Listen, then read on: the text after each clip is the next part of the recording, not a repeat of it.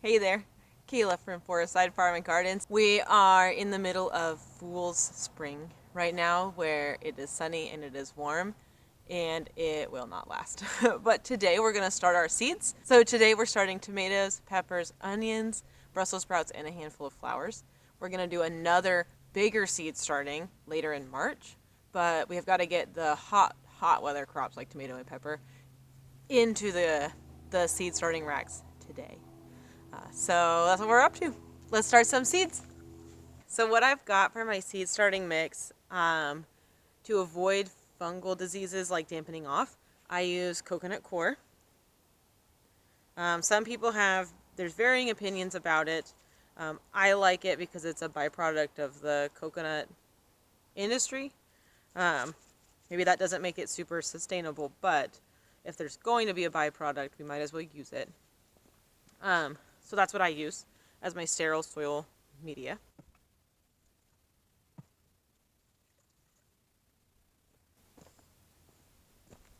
Okay. Those are ready to go inside. My daughter is very sick today, so I'm actually going to turn this off. I'll take these inside later, but then I will show you how I set up my lights and get my seeds on the rack. Okay, it is way later in the day, but I'm going to show you my seed starting rack that I have over here. I'm going to show you the seeds we're starting and kind of just talk you through my process. I am not a master gardener and I do not claim to be one, but I have been starting my own fruits and vegetables for the last 6 years. This will be year 6. I do have a lot of experience behind me that guides my decisions. Then I know what works for me and for my climate and for my plants. So if that interests you, stick around and I'll give you kind of a peek of what we got going on. Just for the sake of being honest, these shelves are not really anything fancy. What I have found is that these really cheap LED lights and the cheapest shelf system I can find that's big enough for my needs has served me incredibly well. I'm going to take my Rainforest chili pepper. I have it labeled Baker's Creek Rainforest Chili. Now I'm going to put this one tag here. And I know every plant going backwards all the way to the end is going to have that rainforest chili in it all the way over until the next start. So we're going to open these up. Some information from Baker's Creek. This is a 90-day cherry red pepper. It's sweet and spicy. And that's really what drew me to it. What I'm actually going to do is I have all intentions of saving. If I like this variety, I'm going to save the seeds from it. But until then, what I'm going to do is just stick the seeds back in here. Close this up. They're fine. Seeds, they don't expire the way people think that they do. These will be fine at room temperature for years. And if I wanted them to last decades, I could put them in the fridge or freezer. So now we're just going to repeat the process going down. Because we're on the theme of not going to grow a ton, I'm going to do my Sugar Rush Peach. So let's dive into the reason I'm starting seeds now.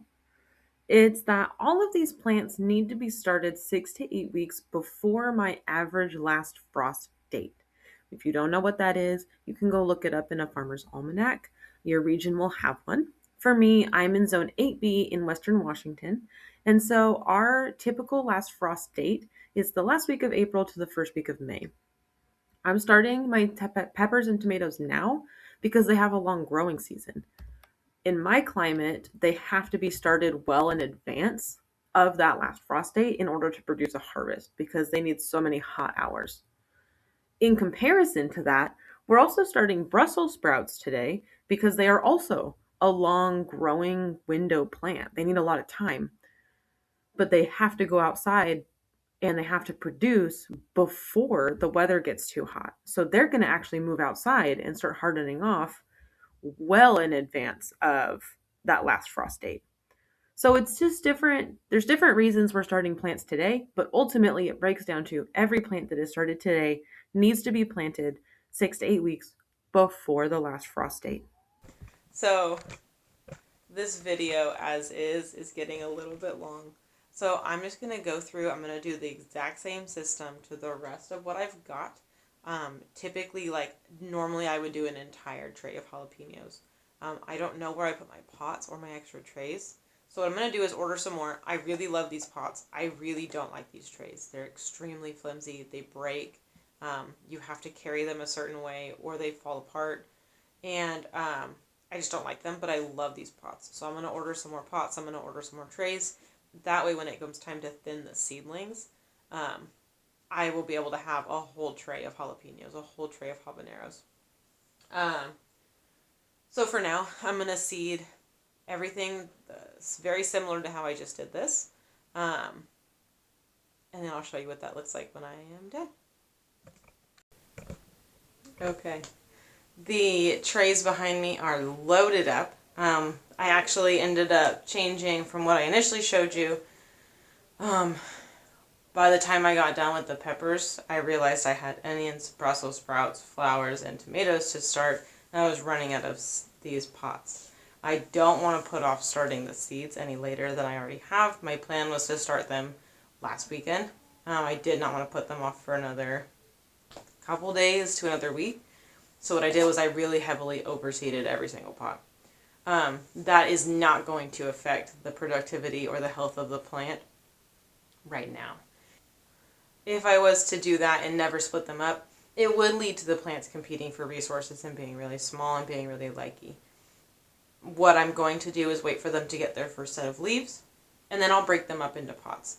What I am not limited on, really realistically, is space. In this shelf system, one shelf holds 48 pots, and I have 5 of them. So once I have more pots, I've got grow lights already, I should have enough space to realistically start all of my plants. And then at that rate, some plants are going to leave. So like the Brussels sprouts are not going to be in here for 8 weeks. The peppers and tomatoes are. The Brussels sprouts won't. And so I think I'm not really pressed for space. I way overseeded my plants. Rainforest chilies have a lot less in them than like the habanero or jalapenos do. But this is where we're at. And we are done for the night. Thanks for joining me today. Until next time. Look at all those beautiful pots.